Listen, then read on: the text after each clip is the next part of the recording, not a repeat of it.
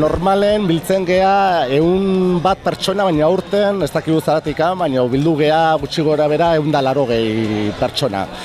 Kalkulatzeu egiten dugu beti arroza egitea 200 pertsonarako.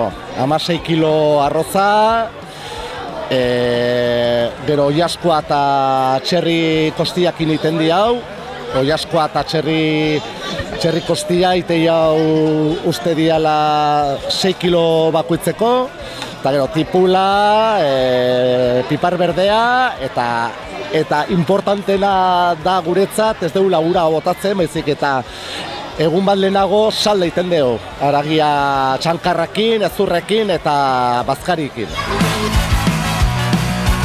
Aurrena egiten dugu txupinazoa, denak elkartzen gea trikitisakin jute gea rotonda hor erreberrin dagoen rotonda arte, txupinazoa botatzen dugu, dena prestatuta uzten dugu eta egiten dugu hemen jolasak, gero helduentzat toka, sari batzuk ematen ditugu, eta gero ja pintxopote ite dugu.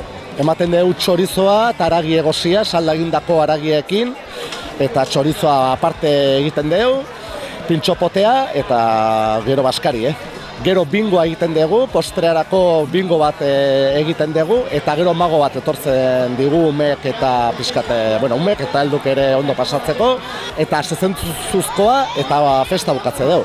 Auzolana da eta giro polita sortze dugu, eguraldia mantaltzen bada behintzat, bai ondo pasatze dugu, egun bakarra festak, baina onak.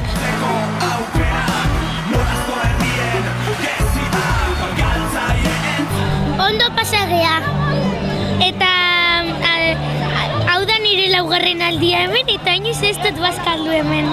Zer bazkalduko dezute gaurkoa? Paella nire lagunan amaindu, baina txerrikia gabe.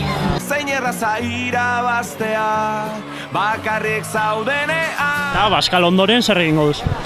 Bingo hain. Gero gauen zezentzuzkoa, gero piñata. Sartzen zarete, zezenaren aurrean ateratzen? Bai. Zua beldurrik ematen? Ez.